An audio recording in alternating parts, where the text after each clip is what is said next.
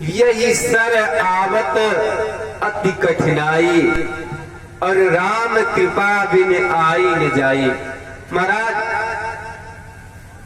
गृह कारज नाना जंजाला, ते अति दुर्गम शैल विशाला।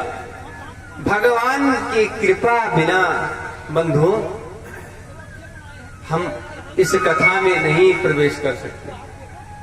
बहुत लोग ऐसे अभागे आपके ही ग्राम समाज में होंगे जो कल यहां से प्रस्थान कर गए होंगे। किसी का कल टिकट होगा, किसी का आज होगा, कोई परसों जाने वाला होगा।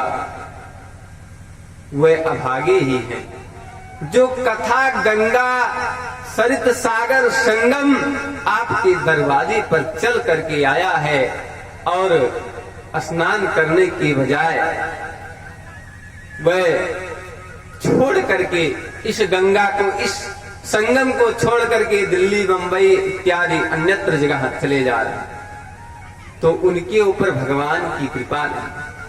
आप और हम भगवान के अत्यंत प्रिय हैं।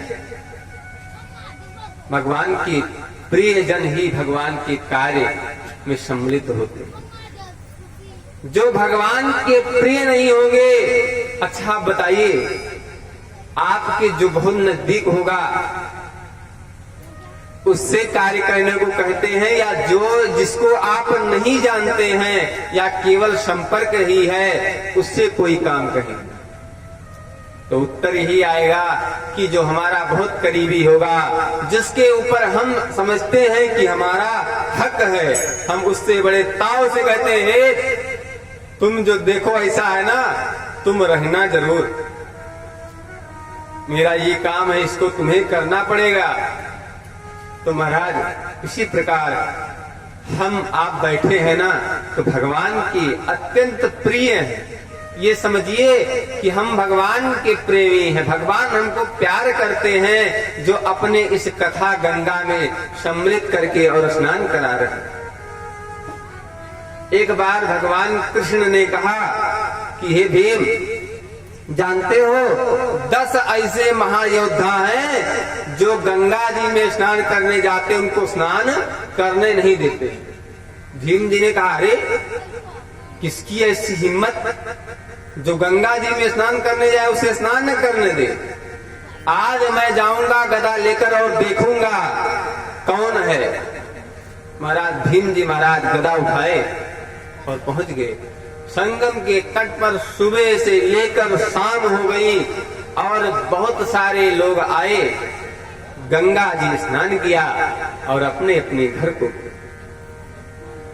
हुआ क्या, अब शाम को तिल मिलाए और भीम जी ने कहा कि कन्हैया, तेरा जो है चरित्र बदलेगा नहीं, तू मजाक हमेशा करता रहेगा।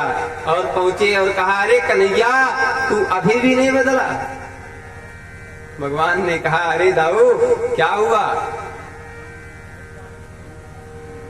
भीम ने कहा कि वहां पर तो इतने सारे लोग आए, सभी स्नान किया, वहां पर कोई मुझे दिखा नहीं। कहा सबने स्नान किया? कहा हाँ कन्हैया, सबने स्नान किया। कहा तुम कहाँ थे?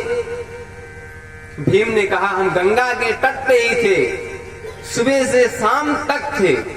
भगवान ने पूछा क्या तुमने स्नान किया? कहा अरे मैंने तो नहीं किया। अरे भगवान ने कहा तुम्हें ही 10 पकड़े बैठे थे महाराज, तुम इधर उधर कहाँ खोज रहे थे? तो कहने का तात्पर्य यह है बंधु कि आप लोग बड़भागी हैं जो यहाँ बैठे हैं।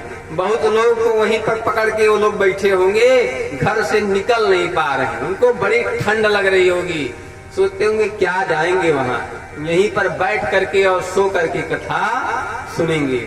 लेकिन कहते हैं जो कथा अपने घर में सुनता है और सो करके सुनता है वह क्या होता है, अजगर हो जाता है।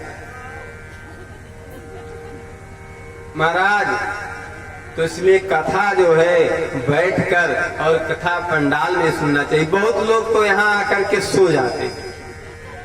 अच्छा सो कम से कम यहाँ आकर तो सोते हैं। जानते हैं वो सोते नहीं हैं। उनके ऊपर जो लदा हुआ है अनेक जन्मों का पाप, वो उनको सुला देता है। लेकिन सोए, उनको डिस्टर्ब मत करिए, क्योंकि अगर एक बार सो लेंगे और वह उतर जाएगा, उनका खाता वहां से नील हो जाएगा, तो जब जगेंगे महाराज तो फिर कभी सोएंगे नहीं। तो हम बड़भागी हैं जो यहाँ कथा श्रवण कर रहे हैं। भगवान की असीम कृपा है। अच्छा,